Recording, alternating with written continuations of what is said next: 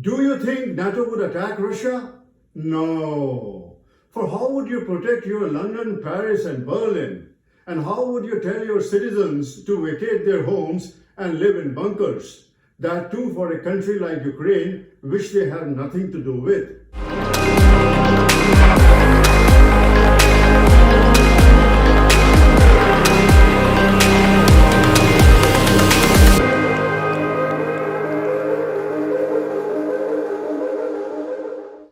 Welcome to WiseHead. I am Ashish Shukla, your host. Today I would paint a picture and you would say, bloody hell, why did I believe what my media tells me? So let's start. What do you make of NATO? I mean the North Atlantic Treaty Organization, the mightiest military alliance of the world, right? With 32 members who spend $1.26 trillion annually. A blockbuster for which Vladimir Zelensky is panting to have Ukraine included in the fold. But NATO isn't including Ukraine yet. It's making some very vague promises, but no deadline. NATO is offering arms to Ukraine. NATO is providing training to Ukrainian army. NATO is giving intelligence input, satellite supports, etc., etc. NATO is giving Ukraine everything but its name. Then why not include Ukraine in the NATO fold? Well, you see, fighting a proxy war is easy. Getting your hands dirty and spilling your blood is different. NATO can arm Ukraine, but it has become a part. NATO would be bound to protect it. And that means you would be free to attack the enemy, but the enemy too could come hard at you. War, you see, is not a one-way street. Now, let's imagine a full-scale war between NATO and Russia. We are talking of conventional war here and not a nuclear war. For nobody wins a nuclear war. Now, in a conventional war, let's say Moscow sets sight on 25 enemy targets. It could be NATO military headquarters in Mons in Belgium, your Buckingham Palace, London Eye, Eiffel Tower, etc., etc. All your symbols of pride and supremacy which are based in crowded cities. Now, how do you evacuate your citizens, say, from London, Paris, Berlin, Rome, or Madrid? Where do you put them now that the bunkers and trenches of World War II no longer exist? What do you do if your civilian airports are rendered useless? The traffic jams of miles of cars, citizens in panic. How do you handle that? How do you tell your citizens it's wartime and they are bound by law to join the army, saying goodbye to their families, arguably forever? And what if the citizens refuse? Would you put them in jails? What if they ask, why should we risk our lives for Ukraine? How would you handle their fury? This is one part of a problem. The other is NATO was formed as a defensive alliance, a military organization to quell if some attack came from the east. Thus, NATO went for a conventional defensive war strategy. It prepared itself to fall back in a consolidated defense where military reserves could easily be summoned, hospitals, repairs, replacements, ammunitions, spares, all were close by. But now if you want to defend Ukraine, you would have to leave your comfort zone.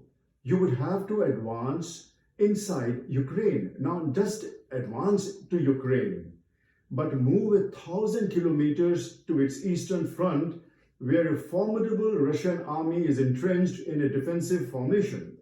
How do you bring different armies together and train them and share a common mission? What is the guarantee that Russia won't attack where various troops of various nations are reporting for duty? How your cities would react when miles of your military convoys move through your crowded motorways, damaging your roads and bridges, throwing the normal daily life out of gear. In the last 74 years of its existence, NATO's track record is very, very poor.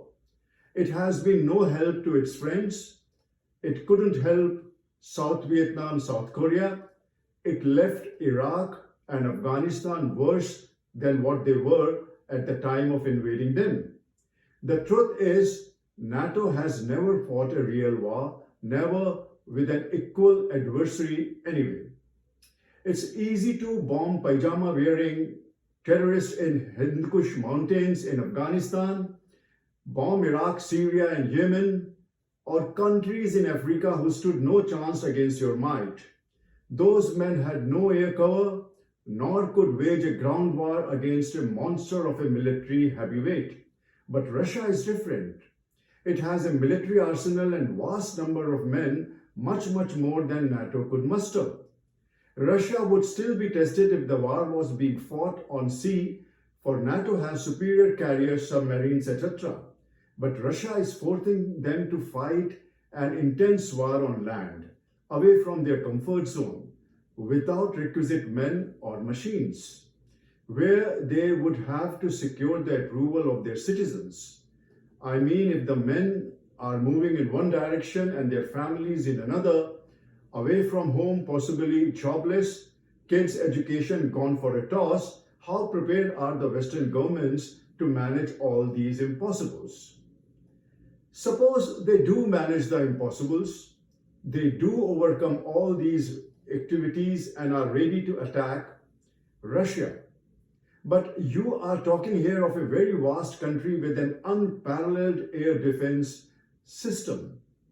Your Tomahawk missiles could theoretically work up to a 1,500-mile distance.